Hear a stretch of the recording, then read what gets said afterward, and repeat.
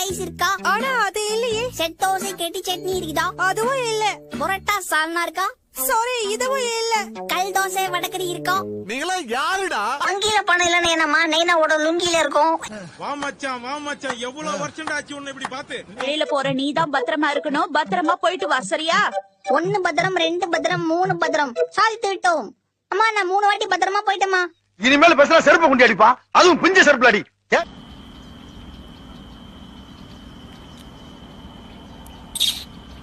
நாங்கடா அது இப்படி கொடுமையா இருக்கு. ஏன் கூட சுத்துற பையன் இந்த அளவுக்கு மொக்கையா இருப்பான். சை, நீங்களும் இந்த கர்மாமூச்சி செஞ்சு ஓடுற மாதிரியே இருக்கு உங்க கையெழுத்து. இத படிக்க வேண்டிய அவசியம் இல்ல. நீங்க பேசாம எங்க ஸ்கூலுக்கு வாங்க. 4 லைன் நோட் வாங்கி கொடுத்து உங்களுக்கு ஹேண்ட் ரைட்டிங் பிராக்டிஸ் பண்ணலாம். சாம்பார் ஆப் எனக்கு. விளையாட்டுகளை கம்மி பண்ணிக்க வேண்டியதானே. எந்த கண்ட்ரில இருந்து நம்மள கூப்பிடுவாங்கன்னு தெரிய மாட்டேங்குதுப்பா. அதாவது வாய்க்கு வந்தபடி எல்லாம் பேசப்படாது. எதா இருந்தாலும் நியாயமா பேசணுமா இல்லையா?